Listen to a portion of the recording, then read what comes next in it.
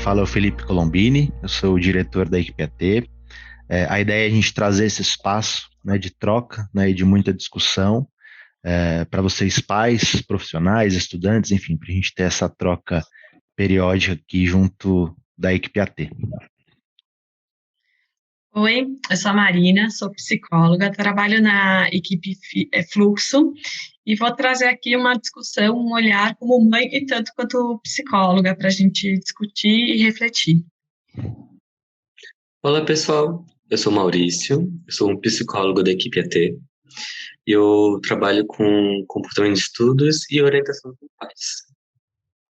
Legal, pessoal, sejam bem-vindos. Então, a nossa ideia aqui nesse primeiro espaço, nessa primeira troca, é abrir esse espaço para a gente falar com os pais, né, de uma maneira bastante acolhedora, né, e compreensiva no momento que a gente está vivendo, né? A gente sabe que a gente está vivendo um momento caótico, né, desde março do ano passado, em termos de tanto as próprias consequências do isolamento, os impactos sociais que causam nisso, a questão de rotina, a saúde mental afetada, né, tanto os profissionais da área da saúde como, enfim, todo mundo envolvido aí, pais, mães, filhos, né, a gente está vivendo nesse momento caótico, né, estritamente difícil, né, que a gente não sabe o que fazer, como fazer, e ainda assim a gente acaba, enfim, tanto como pai, né, eu sendo pai da Belinha, e também psicólogo, a gente de fato entra em contato com uma série de regras, com uma série de imposições, uma série de cursos, uma série de dicas, que isso também causa um extremo estresse aí nos pais. Então a ideia é a gente trazer esse espaço de total acolhimento e compreensão para a gente poder se entender como pais, para poder de fato entender o contexto e a situação dos nossos filhos, né? E vice-versa, também os filhos nos entenderem também, né? Nesse momento. O Fih trouxe um ponto que é muito importante sobre o cuidado e também a compreensão, porque a gente está muito sobre controle de orientações, de performance, modos de fazer alguma coisa. E no ambiente natural e normal, a gente conseguia minimamente atender essas demandas, né? Mas nesse momento é um pouco mais fora de controle e a gente atentar um pouco para os pais, um cuidado, é importante, porque os pais são meios para os filhos. E se os pais não estiverem bem, sendo cuidados, como eles vão poder cuidar dos seus filhos? E a gente está num momento completamente incerto, né? Então, por um lado, a gente quer que a escola dê mais conteúdo, por um outro lado, no online, né, tem uma carga maior, por um outro que a gente reclama que tem muita exposição à tela, né? Então, esse dilema é constante.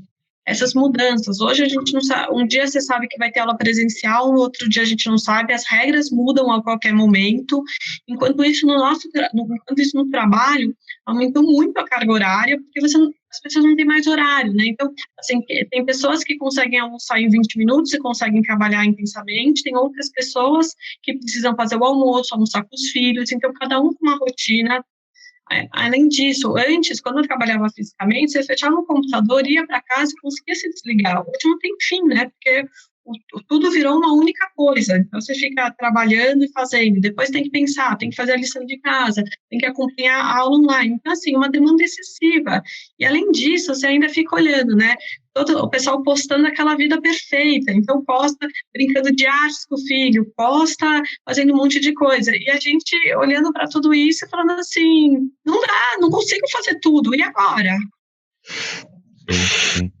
Eu acho que esse ponto é muito importante, né? Enfim, você como mãe aí, e também como profissional, acho que esse é o nosso grande desafio, né? Ter esse equilíbrio e o espaço aqui é de fato a gente trazer, né, esse momento e durante todos os momentos aí das nossas discussões aqui a questão do acolhimento, né? Enfim, porque todos nós estamos vivendo um momento caótico, né? Tanto né, nós como os pais, os filhos, e eu fico pensando aqui como que a gente pode ajudar esses pais sem de fato ficar lançando um monte de regras, né? Porque isso muitas vezes acaba estressando, né? E sendo muitas vezes uma grande cobrança, uma grande pressão dos próprios pais vendo vídeos ou aquela família perfeita ou aquela situação perfeita, né, no Instagram, né, no Face, nos vídeos, né, por aí do YouTube, né, como que as pessoas estão resolvendo de forma linda, né, de forma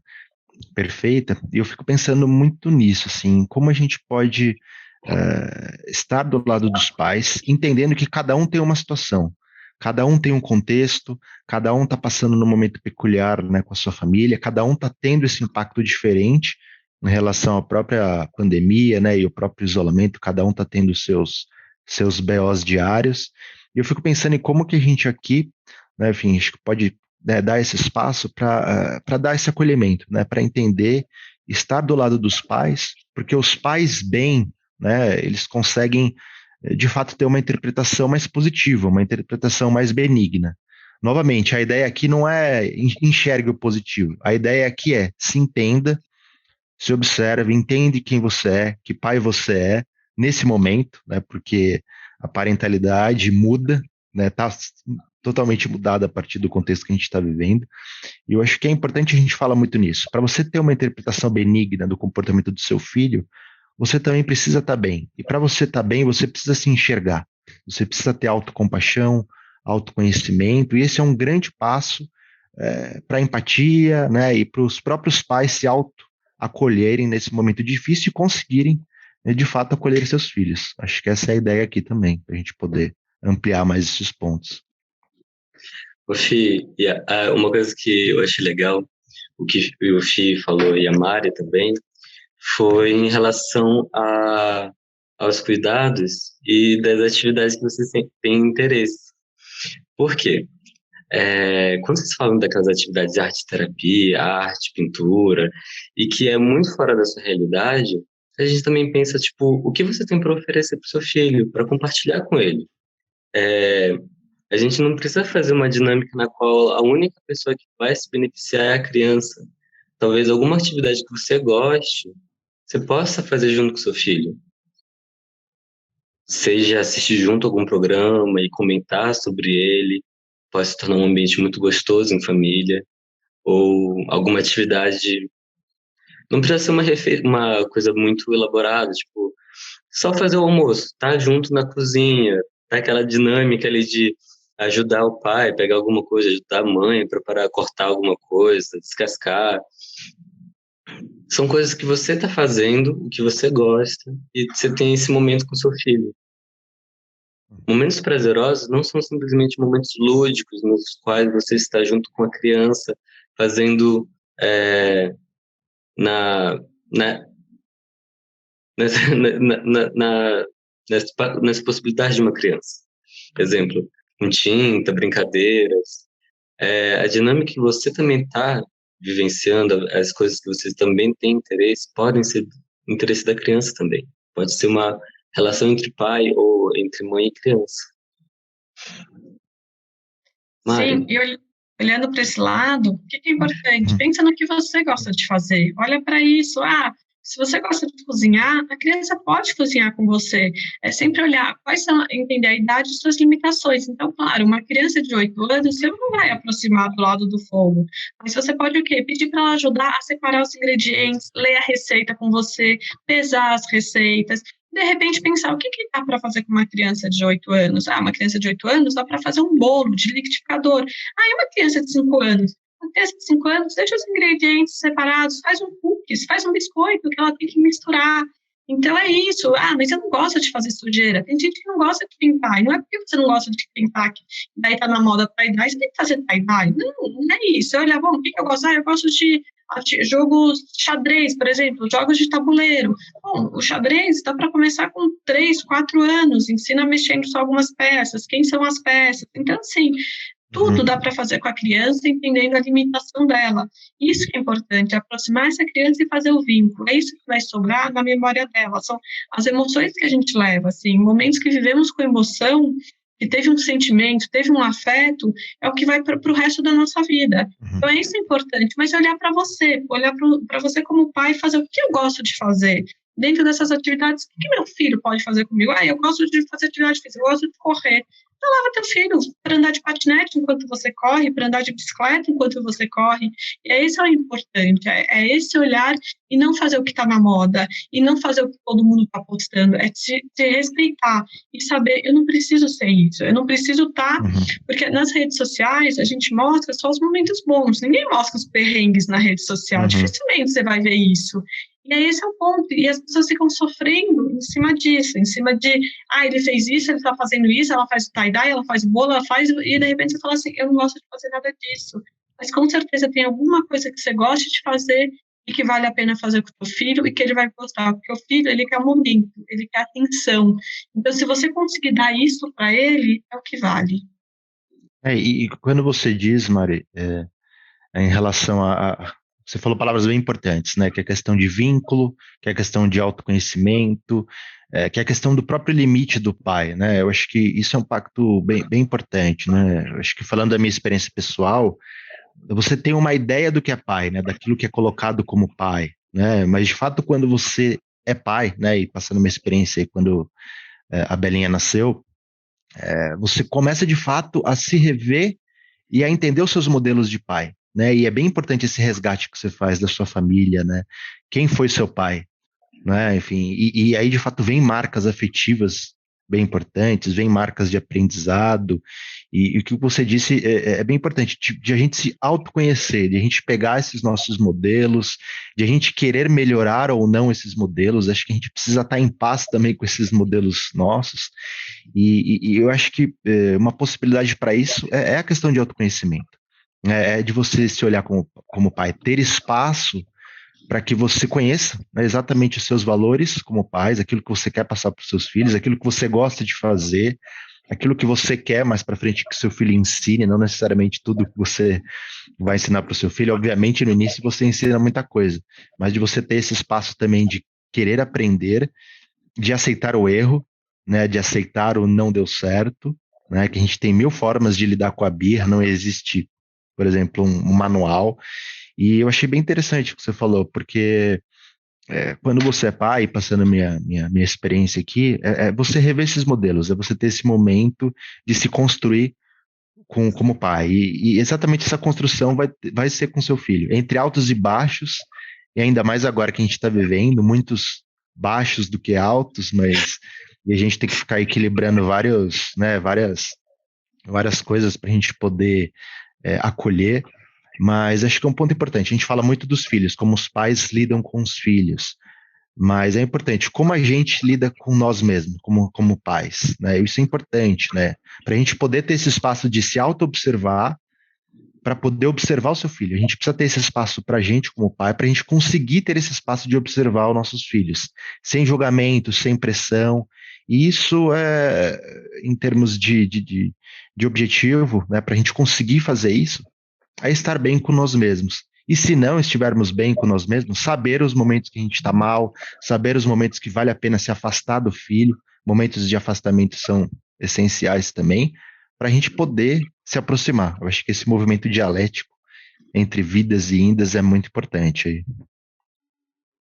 E acho que tem um ponto também que a gente tem que pensar, que assim, tem o pai idealizado, né? Então a gente idealiza um modelo, e ele vem a partir das nossas vivências, de como foi as nossas experiências, e a gente fica nessa pressão de ser o pai perfeito, né? E ainda tem as outras pressões externas, porque tem os nossos pais, os avós das crianças que estão pressionando, né? Que eles têm um modelo de criação e esperam que a gente faça o mesmo modelo, mas muitas vezes algumas coisas que aconteceram no passado, a gente não concorda, a gente quer fazer diferente.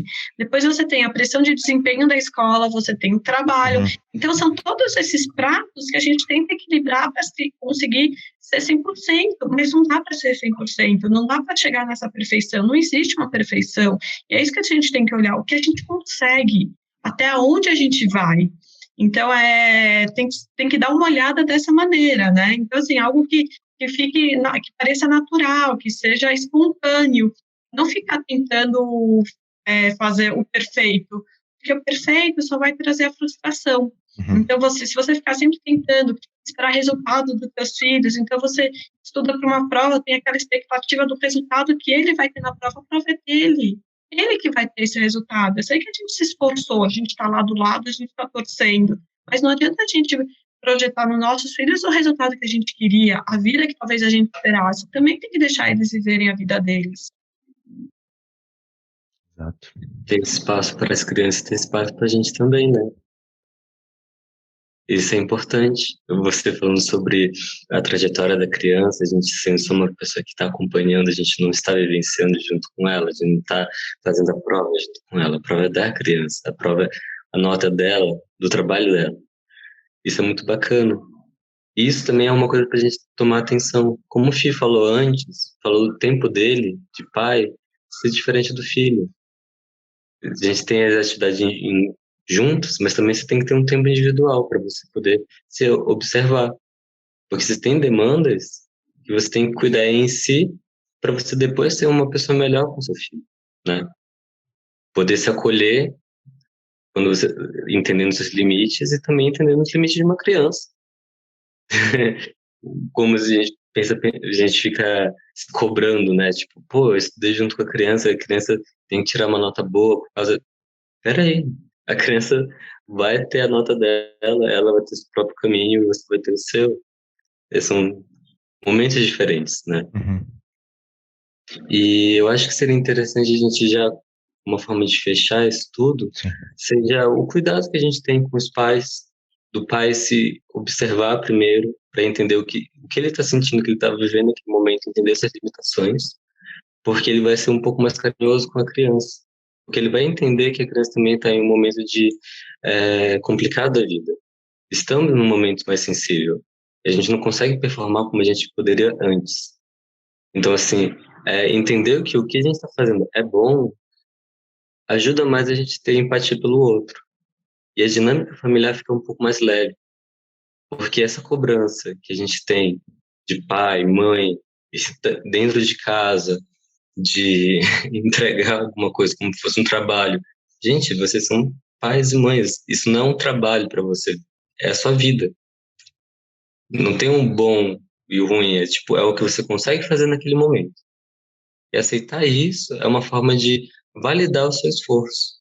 Porque se você ficar sempre nessa dinâmica de performance, de entrega, de objetivos, você vai ficar provavelmente frustrado, né? Porque você não consegue performar aquela vida perfeita que já foi mencionado, que é no Instagram. Coisas muito boas, idealizadas. Tipo, cara, não dá pra comparar. Mal. Então agradeço, pessoal. Até o nosso próximo episódio, nosso próximo espaço aí. Agradeço aí. Até mais. Tchau, tchau. Até, tchau, tchau.